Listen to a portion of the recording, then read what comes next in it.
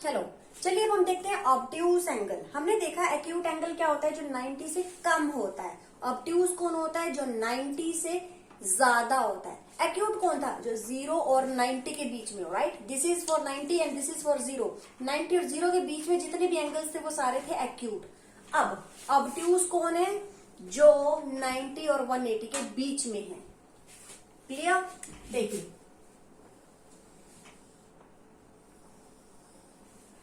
ये मैंने बना दिए। अब देखिए ये है लाइनें। जितने भी एंगल हमारे इसके बीच में पड़ेंगे, ना 0 की बात कर रहे हैं हम, ना 90 की। 0 और 90 इंक्लूड नहीं होते हैं। जो 0 और 90 के बीच में होंगे वो होंगे एक्यूट एंगल। जो एंगल 90 और 180 के बीच में होंगे, ना 90 की बात कर रहे हैं ना 180 की, इनके बीच में जो एंगल होंगे वो होंगे ऑब्ट्यूज। क्लियर। अब जो एंगल ये देखिए यहाँ पे होता है 190 डिग्री कंप्लीट, यहाँ पे 0 डिग्री स्टार्ट भी होता है और यहाँ पे 360 कंप्लीट भी होता है। क्लियर, ये होते हैं एक्यूट, ये होता है ऑब्ट्यूज। और जो एंगल्स हमारे लाई करते हैं बिटवीन 180 टू 360, यहां से यहां तक के जितने भी एंगल्स हैं 180 से ज्यादा और 360 से कम, ना हम 360 की बात कर रहे हैं ना हम 180 की, बीच में इनके जो आते हैं उन्हें हम बोलते हैं रिफ्लेक्स एंगल्स।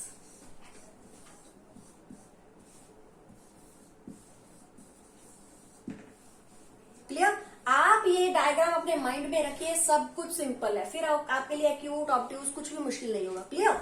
चलिए एक्यूट में आपको बता चुकी हूँ कि आपको पहचान आ जाएंगे कि इन दोनों के इसके बीच में होना चाहिए कहीं पर भी। क्लियर। देखिए जैसे मान लीजिए ये फिर ये लाइन है मेरा हाथ, अब जो दूसरी लाइन है वो ये इतनी हो इतनी हो इतनी हो इतनी हो, ये सब एक्यूट है जब तक वो यहाँ नहीं पहुंचती। दिस इज 90 डिग्री, लेकिन अगर इससे जरा सा भी कम है, 89 डिग्री भी अगर है तो दैट इज एक्यूट एंगल। अगर 88 डिग्री भी है तो that is acute angle. Correct. Similarly अभी ऑब्ट्यूज के लिए क्या होगा, देखिए ये मेरा हाथ, एक लाइन मेरा हाथ बन गया है।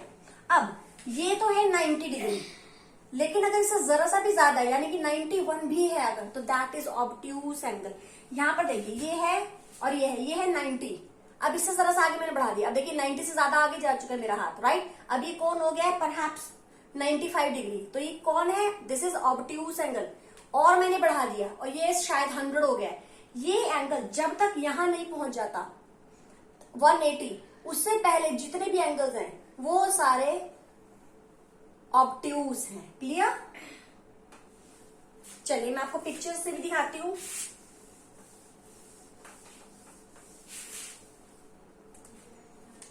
देखिए ये है हमारी एक लाइन। क्लियर।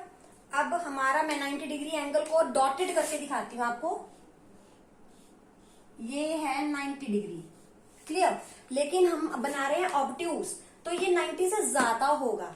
90 तो कौन है, ये है 90, लेकिन हमारी जो दो लाइनें हैं या ट्रायंगल की जो दो लाइनें हैं, क्वाड्रिलेटरल की जो दो लाइनें हैं, वो इससे ज्यादा डिस्टेंस कवर करेंगी, यानी कि वो यहां जा रही हैं। भाई देखिए उसने इतना एंगल एक्स्ट्रा लिया है, 90 से प्लस लिया है। 90 तो सिर्फ इतना था, इसने 90 से ज्यादा लिया है, इसलिए पूरे एंगल की बात कर रहा है ये। इसने 90 भी लिया और साथ में ये एक्स्ट्रा और भी लिया, तो इसके पास पूरा एंगल है।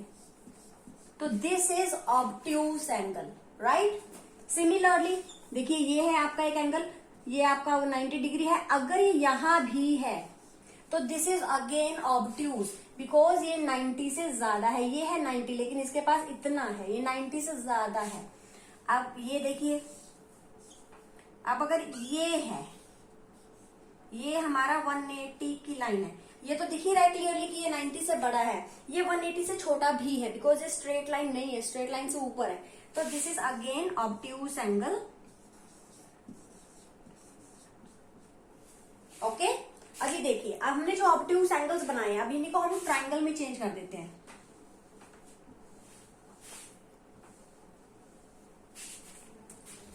मैं इनकी थर्ड साइड जो ज्वाइन कर रही हूं।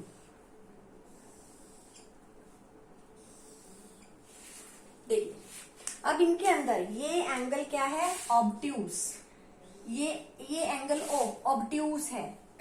यहाँ पर भी मैं O नाम दे रही हूँ, एंगल O अगेन ऑब्ट्यूज है। ये देखने में आपको 90 जैसा लग रहा है but it is more than 90। देखिए ये था हमारा 90, ये 90 से ज्यादा है और ये भी ऑब्ट्यूज एंगल है। इसको मैं फिर से नाम दे रही हूँ O। Angle O is again obtuse here. Okay, अब अगर आप इन बाकी एंगल्स की बात करेंगे तो आप इन्हें इजीली पहचान सकते हैं।